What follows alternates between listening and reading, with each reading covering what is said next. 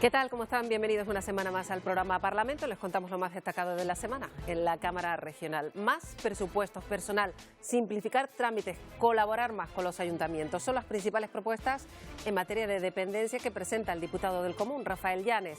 En el último informe que han elaborado se refleja que aún se vulneran los derechos de las personas dependientes y que hay miles aún en lista de espera. Llanes, de hecho, ha pedido un gran pacto por la dependencia en Canarias. Sigue adelante además con su trabajo en la Comisión de Estudios sobre la Reconstrucción de La Palma. Los arquitectos, los geógrafos han dado esta semana su visión sobre dónde reubicar a las familias que se quedaron sin hogar. También dieron claves sobre la planificación urbanística para el nuevo Valle de Aridane. Y en la Comisión de Asuntos Europeos y Acción Exterior, desde Coalición Canaria se ha preguntado al Gobierno cómo va el Pacto Europeo por la Migración y Asilo. Más necesario que nunca, dicen en este escenario. El vicepresidente Rodríguez dice que este asunto se sigue atentamente y que su reciente visita a Bruselas no era el escenario para reuniones de este tema que lleva directamente el presidente Torres.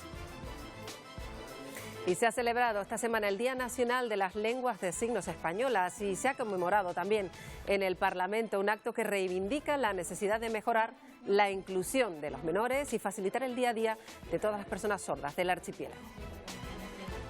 Y hoy, aquí en la entrevista de la semana, recibimos a Beatriz Barrera, que es la Adjunta Especial de Igualdad y Violencia de Género de la Diputación del Común. Desde este órgano de la Cámara se trabaja de forma específica para prevenir, para combatir la violencia de género. Con ella hemos hablado de los preocupantes datos que se han recogido en las últimas semanas.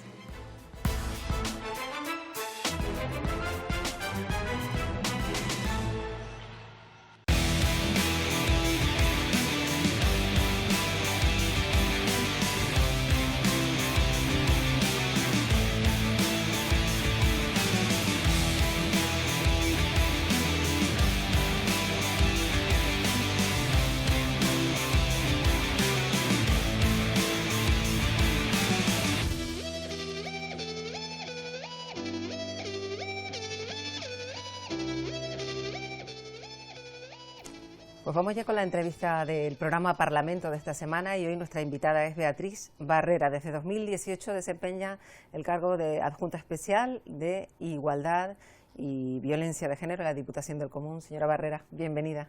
Muchas gracias. Bueno, y estamos además pues recordando que en el mes de mayo pues ha habido cifras terribles, pese a todos los avances que ha habido en materia de violencia de género, todavía queda mucho por caminar. Sí, todavía queda mucho por andar y tenemos otra vez un repunte en el número de víctimas mortales. Recordemos que el año más dramático fue el año 2019, también en Canarias. En Canarias contamos con la primera víctima mortal desde hace unas semanas y mayo ha aumentado el número de víctimas a nivel nacional. Yo creo que a pesar de todos los esfuerzos, algo está ocurriendo y quizás podríamos hacer un repaso porque en esta adjuntía se ven todos los días casos, a veces no podemos entrar, a veces se los remitimos al defensor del pueblo, otras veces son asuntos judicializados, pero yo creo que las causas tenemos que estarlas mirando ahora mismo en la infancia y la adolescencia. Enseguida entramos en ese asunto que es tan complejo, pero la labor de la adjuntía especial es muy significativa, de hecho es la única adjuntía de esta clase que existe en toda España, ¿no? Sí, en 2018 éramos la única, continuamos siendo la única. Para mí fue un honor asumirla por primera vez y un reto, porque al final estaba contemplado en la ley desde el año 2010, la ley canaria, no se había cubierto y ponerla en marcha pues era un reto para demostrar que efectivamente es una adjuntía que, como el Parlamento tenía claro, tiene sentido. Nosotros aquí teníamos una media de actuaciones en el año 2008 de 8 al año y llevamos por 420, es decir, unas 105 actuaciones al año, la mitad de oficio, es decir, de oficio significa que somos nosotros mismos, soy yo la que inicia una actuación a raíz de que tomo conocimiento por los medios de comunicación a veces, por una denuncia en la que no puedo entrar de forma concreta, sobre asuntos que ponen de manifiesto que el sistema no está funcionando. ¿Cómo hemos trabajado para llegar hasta aquí? Desde el principio, mi experiencia de gestión a lo largo de mi carrera profesional era, tenemos que conseguir que la ciudadanía sepa que existimos y que somos de utilidad. Que somos de utilidad, yo no soy quien para decirlo, pero yo siempre me guío por los números. O sea, de las 420 actuaciones que hemos iniciado, el 70% se han resuelto de forma favorable. Por lo tanto, ese dato me tranquiliza en pensar que al término de mi mandato, al menos la responsabilidad que nos correspondía, que me correspondía, era demostrar que efectivamente esta adjuntía única en España tiene sentido. ¿Hay más coordinación entre instituciones, que eso debe ser clave a la hora de abordar muchos casos? Efectivamente, nosotros hemos trabajado en primer lugar generando actuaciones de oficio, a raíz de un asunto que a lo mejor no puedo entrar de forma directa. Voy a poner un ejemplo. Recuerdo a una joven de 25 años que, bueno, en ese momento no se había aprobado todavía la ley de protección de la infancia y la adolescencia. Ella tenía temor que su expareja, se supone, presuntamente maltratador, estaban todavía en el trámite judicial. Él había pedido la custodia compartida de la niña, seguramente porque quería seguirla maltratando psicológicamente. Y ella me decía, si no me escuchan, si le dan la custodia, yo cojo a la niña y me marcho. Tenía 25 años, era una niña culta, educada, con estudios superiores, trabajaba en una profesión en una de las islas de Canarias. Y yo le decía, no lo hagas. Yo te pido que no lo hagas, porque al final puede también la niña quedarse sin madre. Entonces, a pesar de que era un caso en el que no podía entrar, yo sí me involucré. Yo sí me involucré para supervisar que el procedimiento judicial, confiando por supuesto en la justicia, no se cometería ningún fallo que pudieran desembocar en una decisión equivocada. Hoy afortunadamente se ha aprobado la ley, con lo cual ya no tenemos ese temor, pero afortunadamente tengo que decir que ese caso se resolvió favorablemente. ¿Le preocupa en particular los casos de los jóvenes? Porque hace nada se conocían datos del Instituto Nacional de Estadística que hablaban de que las denunciantes en mayor proporción son menores y los denunciados también, y ahí hay un problema muy serio.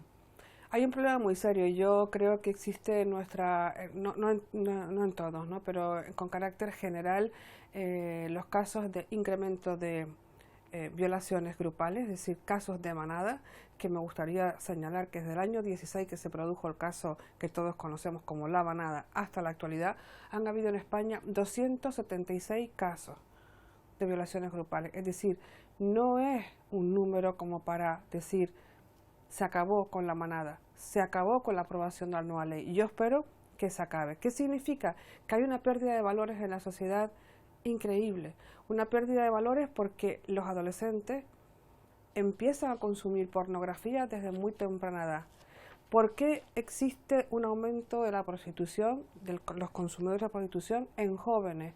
No tanto en varones de una cierta edad. ¿Por qué? Porque no quieren compartir sexo, quieren compartir esclavitud. Entonces, al final, esas cosas también hay que decirle. Tenemos que tener una conciencia de que tenemos que volver una sociedad en valores, invertir las políticas públicas en educación sexual afectiva, es decir, libertad sexual, toda la que queramos, pero con afección, con amor y con respeto. Cuando la mujer dice no, es no. Efectivamente, ha hablado de ese aumento de casos entre los más jóvenes, precisamente por esos modelos importados de la pornografía y la falta de esa educación, aunque parece increíble que a día de hoy estemos hablando de que falta educación a ese respecto y que todavía las familias pues no se hable abiertamente de algo clave que luego repercute en un problema social pues tan grave como el que estamos comentando, ¿no? Sí, además, como tú me has dicho, nos metemos en un terreno porque los educadores, las políticas públicas pueden existir. De hecho, yo creo que tenemos que seguir insistiendo en ese camino, es decir, en invertir en los jóvenes y los adolescentes, pero efectivamente dentro del entorno de la familia, igual que yo he escuchado decir con dolor a operadores judiciales, a jueces y a juezas de menores, que muchas veces para el menor el entorno más peligroso es la familia. La familia es un lugar, impenetrable muchas veces y no tenemos una autorización. Por lo tanto, es importante intentar llegar a que los jóvenes a veces impartan también educación o reeducación en su hogar familiar. Estaban hablando también la señora Barrera de un asunto muy grave, otra de las peores formas de violencia de género, que es la trata de personas con fines de prostitución. De eso han hablado en numerosos encuentros, también en el foro parlamentario, de lo que supone este problema y esa banalización que todavía hace buena parte de la sociedad de lo que supone que una mujer ejerza la prostitución en contra de su voluntad. Muchas personas sencillamente miran hacia otro lado ante una nueva forma de esclavitud, ¿no?, del siglo XXI. Sí, nosotros en la adjuntía también hemos trabajado poniendo, bueno, temas de actualidad en nuestra casa, que es el Parlamento. Y la trata fue un asunto que yo tenía muchísimas ganas de hacerlo. Trajimos además al presidente de la Audiencia Nacional, tuvimos unas jornadas de mucho nivel y a partir de ahí nosotros hemos seguido trabajando en ese tema. ¿Cómo? Efectivamente, hemos iniciado actuaciones de oficio porque yo creo que en Canarias hace falta un protocolo de coordinación en materia de la trata. Sé que el Instituto Canario de Igualdad le ha encargado a la Universidad de La Laguna un análisis de cómo está la situación, porque tengamos en cuenta que es un asunto sobre el que no encontraremos nunca datos concretos, porque se apoya demasiado, nos apoyamos demasiado en la denuncia de la víctima, y la víctima no es una víctima normal, es una esclava que vive sometida al terror de no solamente que pierda ya su vida, sino la de la familia, hijos, padres, madres que dejó en el país de origen. Los países de origen son Latinoamérica, son África, ahora Ucrania, y también, por supuesto, Canarias es una comunidad autónoma de destino. Por lo tanto, no podemos quedarnos impasibles. Tiene que haber un protocolo de coordinación en Canarias para que todos sepamos cómo y debemos actuar. Tuve un encuentro de defensoras del pueblo recientemente en Madrid, defensoras del pueblo de Latinoamérica y de toda España. Recordemos que en España hay algunos municipios que tienen defensorías del pueblo. Por ejemplo, la defensora del pueblo de Palma de Mallorca está directamente involucrada en este asunto y hemos creado un grupo de defensoras. Bueno, yo no soy defensora adjunta, pero en este asunto la Diputación me deja actuar plenamente y desde luego yo me voy a coordinar para saber qué están haciendo en otras comunidades autónomas o en otras ciudades como Palma de Mallorca, Ibiza, que efectivamente son como nosotros, son también un destino. Y así sugeriré formas de actuación, porque no podemos quedarnos, no podemos mirar para otro lado. No, Marta, yo estoy contigo, no podemos. Es decir, lo tenemos a la vuelta de la esquina. Luego hay otro asunto terrible que también han tenido que abordar también desde la Junta Especial para la Violencia de Género, que es la violencia vicaria. Mucha gente que no manejaba ese término y lamentablemente lo hemos aprendido de la manera más dura, con uno de los peores casos que hemos tenido que contar recientemente aquí en Canarias, y también ha querido también desde su adjuntía hacer especial hincapié en lo que esto supone, porque es constante, sin llegar a lo mejor al terrible extremo de las pequeñas Ana y Olivia, pero sí en extremos un poco inferiores, ¿no? Pues sí, es un asunto del que a mí me cuesta muchísimo hablar, porque de verdad que yo quedé en shock como como toda la ciudadanía con el caso de Ana y Olivia. También quedé en shock por la capacidad de resiliencia de su madre, de Beatriz, es decir, cómo de ese dolor pudo canalizarlo para ayudar a los demás. De hecho lo está haciendo. Desde entonces trabajamos muchas veces en silencio, porque son asuntos en los que la propia víctima nos pide silencio, es decir, solamente quiere asesoramiento. Son víctimas que no están en un procedimiento judicial de maltrato, sino simplemente han decidido iniciar el camino hacia la libertad separándose de su maltratador, pero el maltratador sigue ejerciendo el maltrato a través de sus hijos e hijas. Por eso ese trabajo en silencio, que a veces no es tan silencioso, porque pues se va dando a conocer cómo ayudamos, orientamos a mujeres que, aunque tengan formación, porque las víctimas de violencia de género psicológica, que es donde empieza siempre el prototipo de maltratador de violencia vicaria, se va sintiendo humillada, y al final son mujeres que no son conscientes de que son víctimas, porque son mujeres aparentemente empoderadas en su vida cotidiana, son profesionales, ejercen su profesión, son madres, y cuando llegan a su casa se encuentran con un hombre, el padre de sus hijos, que la está humillando constantemente. Bien, deciden marcharse y el maltrato continúa. Fue el caso de Fernanda Santana. Fernanda Santana, que presentó el libro Te haré la vida imposible, es un libro que a mí, cuando yo lo leía, yo decía, me dolía, me causaba dolor, porque además consiguió volver a sus hijos en contra de ella. Y ella, sin embargo, también, otra mujer resiliente, ha conseguido salir adelante y todavía cree en el amor. Por lo tanto, el ejemplo de Beatriz y el ejemplo de Nanda para mí son suficientes para decir qué poco me cuesta a mí seguir trabajando en este asunto, aunque no sea de mi competencia, porque son asuntos judicializados, pero sí son de mi incumbencia, porque yo también soy mujer y soy madre de una niña de 28 años que, desde luego, de manera ninguna quisiera que pasara por esto. Entonces, los asuntos de los que se ha interesado Beatriz Barrera tiene que ver con el doble obstáculo que a la hora de enfrentar la violencia de género tienen las mujeres con discapacidad, y se ha reunido con asociaciones que quieren pues poner bien a las claras el problema doble que tienen estas mujeres, ¿no? Claro, porque muchas veces algunas de ellas son discapacidad, o sea, con una discapacidad física, otras veces tienen una discapacidad cognitiva, es decir, psíquica, y entonces al final ellas tampoco son conscientes de lo que les está ocurriendo. Recuerdo que haber visitado en este trabajo un centro en la isla de La Palma, que me llamó poderosamente la atención porque ellos trabajaban con chicos y chicas, bueno, no eran tan chicos y chicas, eran mayores, y los enseñaban a lo que yo te estaba diciendo antes, a una educación sexual afectiva. Eran dos personas con discapacidad cognitiva, hombre y mujer, que bueno, pues que se sentían atracción uno por el otro, es normal. Entonces, cuando él se enfadaba, pues la maltrataba. Entonces, sus educadoras le enseñaban, no, si tú puedes sentir en ese momento a lo mejor rabia o algo que no te ha hecho no te gusta, pues tienes que aprender a comunicárselo para que no lo vuelva a hacer. Y me llamó tanto la atención una cosa tan sencilla en personas con discapacidad, que tenemos que hacerlo con las personas que tienen plena capacidad. Eso es lo que tenemos que hacer.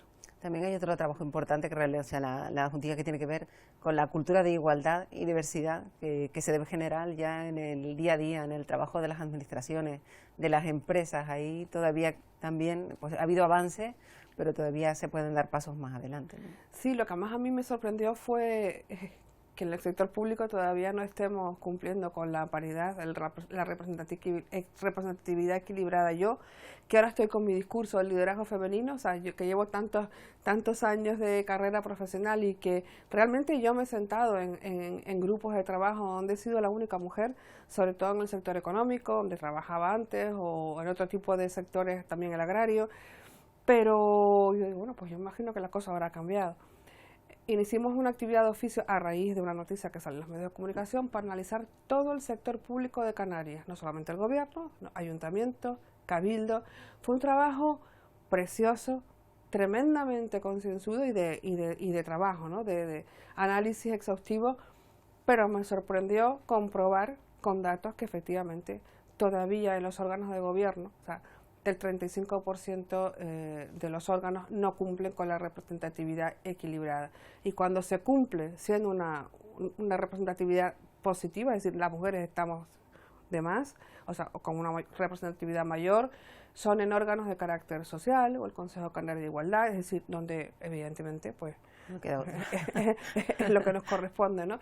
Entonces, me parece bien, no pasa nada, pero yo quiero salir de ese cajón. Tenemos que querer salir de ese cajón, porque nosotros tenemos que estar también, no solamente en la titularidad, sino representadas en aquellos órganos que toman decisiones sobre nosotras todos los días, empresarios, sindicatos, Consejo Canario de Empleo, 75% hombres. Es que era así, es así, todavía es así. Bueno, hemos visto a la vicepresidenta del gobierno español irse ya de reuniones directamente, porque ha dicho que no va a estar nunca más en reuniones en las que ella sea la única mujer, como gesto para hablar de esto que persiste, ¿no? Yo, desde luego, sí, yo todo lo que sea, además lo he compartido, yo ahora no tengo no me estoy afiliada a ningún partido político por imperativo legal, pero yo siempre lo he comentado con compañeras, digo, por favor, la igualdad, la representatividad equilibrada no es una cuestión ideológica. Tenemos que estar todas en este discurso. Todas y todos, porque además necesitamos a los hombres también que comprendan que somos el 50% de la sociedad y como tal, ahí tenemos que estar. Bueno, hace nada se celebró en el Parlamento de Canarias precisamente un acto de reconocimiento de las diputadas que en muy poco tiempo, porque estamos hablando solo de 40 años, hace 40 años había solo en la primera legislatura una sola mujer que habló en ese acto, ¿no? Sí, a mí me dio, no pude estar, me dio muchísima lástima, pero yo recuerdo que el diputado, cuando presentamos el informe, dijimos, pues en el año 82, en el Consejo de Ministros no había un Consejo de Ministros socialista, no había ninguna mujer y tampoco pasaba nada. También aquí una sola diputada y no pasaba nada. Es verdad, hemos dado pasos adelante muy importantes y yo estoy muy contenta, muy satisfecha. De hecho, el otro día estaba viendo noticias, digo, oye, pues estamos llegando a la ciencia, a la informática, a todas estas profesiones, perdón, que han estado tremendamente masculinizadas, pero todavía hay datos que a mí me chirrían. O sea, el 55% de la judicatura son mujeres. Las juezas son mujeres, pero todavía en los cargos realmente importantes no estamos. En el Consejo General del Poder Judicial todavía no hay una representatividad equilibrada. Yo espero que con la renovación sí exista. ¿Te das cuenta? Es decir, a veces vamos a llegar, el otro día decía una jueza canaria, dice, vamos a llegar por inercia. Digo, sí, pero ese no es el discurso. Bueno, pues mucho trabajo que queda por delante. Beatriz Barrera, que es Diputación del Común, es la Junta Especial de Diputación del Común para la Violencia de Género y la Igualdad. Gracias por atendernos esta mañana. Muchísimas gracias a ustedes.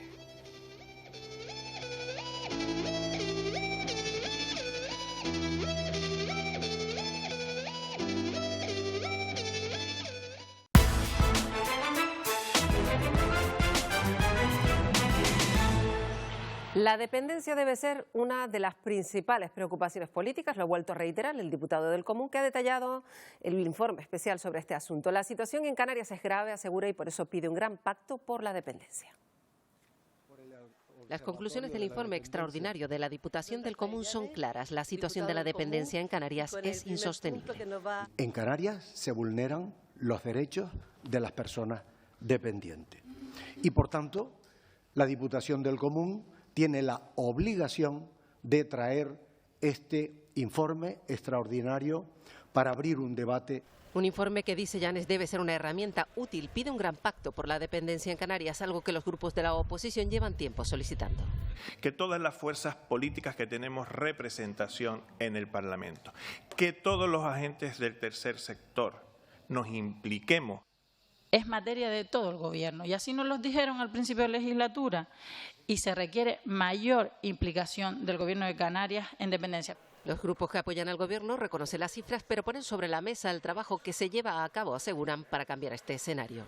No es que estemos empezando, es que estamos ya en el buen camino para superar lo que ciertamente era un problema de base estructural. Arrastramos unas cifras que dije también en el pleno pasado y repito que nos apenan porque hablamos de personas, hablamos de un sector de la población además que es muy sensible. Un problema que empezó casi desde el inicio y desgraciadamente en el camino han ido quedando muchísimas personas. Estamos desde el Grupo Parlamentario Socialista satisfechos con la evolución. No podemos estar satisfechos.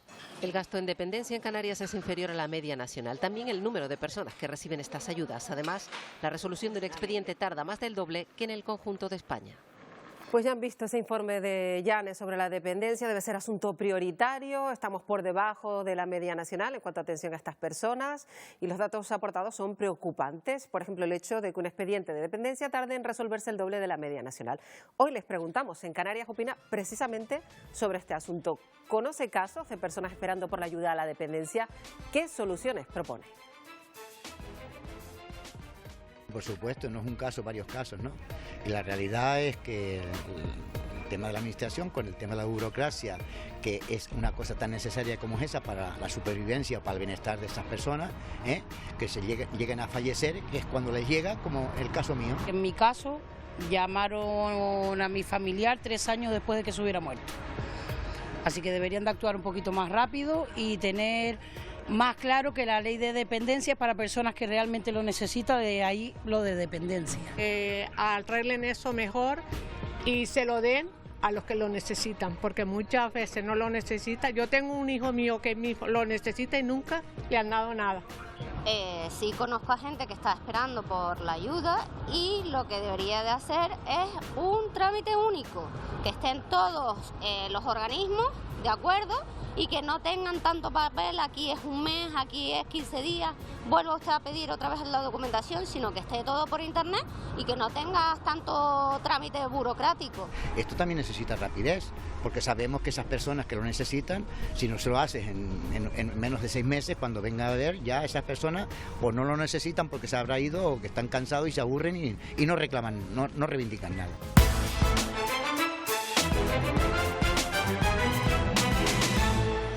Y ha sido esta una semana sin pleno en el Parlamento, pero sí que ha habido muchas comisiones, entre ellas la de Hacienda y Presupuestos. El Grupo Popular ha preguntado al consejero sobre la inseguridad jurídica que provoca los constantes ataques al fuero fiscal de Canarias, dice el PP, por parte del Gobierno del Estado.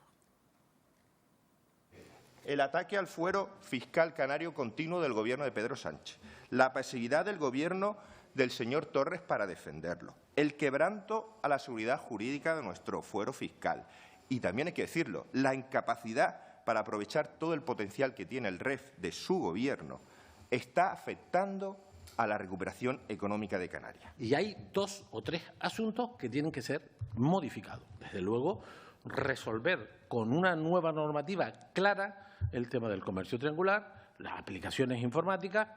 Estas cuestiones hay que resolverlas. Pero es cierto, y no es nuevo, es histórico este tema. Pero plantear que estamos mal por la interpretación de los temas fiscales por parte de la agencia tributaria es exagerar, ¿no? Y en la semana en la que ha comenzado a bajar el precio de la luz, se ha hablado en esa misma comisión de la excepción ibérica. Román Rodríguez dijo que el Estado debe seguir trabajando en esta línea para hacer frente a esta situación de crisis que es coyuntural, dijo, pero que puede alargarse más de lo previsto. Que se pague la energía a su precio y no al precio de la más cara. El que el Estado español haya conseguido, y el portugués ante la Unión Europea, que se considere a la península ibérica como una isla energética y que se topen los precios del gas, cosa que decían que era imposible, pues al final se ha conseguido. Y eso es lo que tiene que seguir haciendo el Gobierno de España. Medidas paliativas para los sectores vulnerables, ayudas selectivas para los sectores dañados y nosotros, en el ámbito de nuestra competencia, hacerlo también, con ayudas directas, con rebajas selectivas de impuestos, la revisión de los contratos de servicios y obras con nuestros proveedores y estar atentos para ver cómo evoluciona la situación y con los instrumentos que tengamos estar al lado de los que peor lo pasan. Ha sido una semana intensa para el vicepresidente de la Cámara porque también compareció en otra comisión, la de Asuntos Europeos y Acción Exterior, desde que el Grupo Nacionalista no entienden la razón por la que en el reciente viaje de Rodríguez en mayo a Bruselas no se abordó la situación del Pacto Europeo de Migración y Asilo, un asunto, dijo el consejero, que lleva directamente el presidente Torres a través del Comité de Regiones Ultraperiféricas. Que Canarias no se convierta o no se siga convirtiendo en un centro de retención sin más, en especial de retención de menores, con los 2.000 menores que tenemos no acompañados que están a cargo exclusivo de nuestra comunidad, así como tener noticias de primera mano de cómo va todo lo relacionado con el sistema de reparto o lo que se llama la solidaridad voluntaria. Pero yo no puedo estar satisfecho con la política de migración y asilo. Yo creo que nadie puede estar satisfecho porque va lenta, porque los consensos son escasos, porque los avances son parciales, pero hay que seguir peleando para que Europa disponga de una política de migración y asilo. Por supuesto, tenga en cuenta todas sus fronteras, también las del sur. Y ha habido nueva reunión de la comisión que estudia la reconstrucción de La Palma. Arquitectos, geógrafos han dado su visión sobre dónde reubicar a las familias que se quedaron sin casa. También han dado algunas líneas sobre la planificación urbanística para lo que va a ser el nuevo Valle de Aridane. Reconstruir La Palma es un reto, dicen los expertos, porque hay que combinar 2 factores claves: la emergencia social que ha dejado el volcán con el sosiego que requiere planificar un territorio. Está colocando en confrontación la duración de un procedimiento reglado, que es el plan general, con los procedimientos, llamémosle singulares, especiales, que hay que elaborar con respecto a la emergencia. Sobre las coladas, los especialistas son tajantes. No es posible ni la conservación total al 100%, ni la transformación o la alteración total al 100%. No nos va a quedar más remedio que establecer esa línea que separa una de otra. Uno de los grandes ejes de la reconstrucción es el reasentamiento de quienes lo perdieron absolutamente todo. Volver a ocupar completamente la colada es una idea que ofrece muchas limitaciones. Limitaciones desde el punto de vista del riesgo volcánico, pero hoy en día se han visto también limitaciones desde el punto de vista técnico. Pero la idea de reasentar en el entorno de las cabeceras municipales a una parte significativa de esa población, yo creo que es una idea clave. La erupción, aseguran, ofrece una oportunidad de cambio, pero es fundamental que haya debate público, dicen, para cualquier reorientación del modelo productivo. Pues sobre la reconstrucción de La Palma, precisamente tras la crisis volcánica, el trazado que se plantea para las nuevas carreteras, pues ha dicho Sí Podemos Canarias que es pues discriminatorio, lo ha denunciado esta semana. Aseguran que el proyecto únicamente beneficia a las grandes propiedades, evitando que la nueva carretera pase por sus fincas. Es un trazado de clases sociales porque establece una divisoria clara entre pequeños propietarios y familias trabajadoras a los que se les arrebata el estilo de vida y su medio de vida, dueños de pocos elemines, por un lado, y luego se intenta proteger concretamente a tres grandes fincas de muchas fanegadas. Y la portavoz del Grupo Parlamentario Mixto, Vidina Espino, ha preguntado en la Junta de Portavoces esta semana por los más de 100.000 euros que el Parlamento va a gastar en la renovación de los sillones. Espino asegura que esa cantidad es la que se destina al Banco de Alimentos cada año y pide que no se pague el dinero directamente, que se cancele la compra de esos sillones porque todavía dice hay tiempo para hacerlo. En la Junta de Portavoces han guardado silencio. A mí me ha parecido decepcionante, incluso vergonzoso. Porque, insisto, si quieren sillones de 1.200 euros, que lo reconozcan y que lo digan. Yo he dicho que no, tanto públicamente como en la Junta de Portavoces. 30 años de la creación de AETE, la Asociación de Hemofilia de Santa Cruz de Tenerife, y para celebrarlo ha habido un acto especial en el Parlamento de Canarias. Se entregaron unos galardones para reconocer la labor de los profesionales que diariamente ayudan para mejorar la calidad de vida de las personas que sufren hemofilia, que es un trastorno congénito de la coagulación. En la actualidad, AETE atiende más de 85 personas diagnosticadas y también a sus familias. Por el trabajo, por infinidad de cosas que han hecho por AETE y por los hemofílicos. A seguir trabajando pues por 30 años más en que puedan ayudar pues a todos los pacientes y a sus familias. Y lo más importante, trabajamos por la salud de las personas. Gracias. Y otro acto institucional en el Parlamento de Canarias para sumarse a la celebración del Día de las Lenguas de Signos Españolas, la inclusión y la mejora de la calidad de vida de las personas sordas entre las principales reivindicaciones. El Día Nacional de las Lenguas de Signos Españolas es mucho más que una jornada para reivindicar los derechos de las personas sordas. Se trata sobre todo de igualar las condiciones en todos los ámbitos públicos. Es obligación de las instituciones democráticas velar cada día por garantizar el derecho a todas las personas a poder comunicarse, impulsando medidas para normalizar el uso de la lengua de signos en todos los ámbitos y favoreciendo la creación de entornos saludables y accesibles. Desde la Federación de Personas Sordas Canarias se pone el foco en los menores y en la necesidad de contar con atención especializada en sanidad y educación para garantizar así la inclusión social. A que los médicos, logopedas y profesionales de la rehabilitación auditiva colaboren junto con profesionales sordas y sordos. También profesorado sordo, especialista en lengua de signos. Al margen de la conmemoración de un día específico, la Federación de Personas Sordas aspira a que se les facilite su integración en la sociedad para mejorar su calidad de vida. Bueno, pues hasta aquí ha llegado el programa Parlamento esta semana. Les esperamos el próximo domingo. Que tengan una buena semana. Adiós.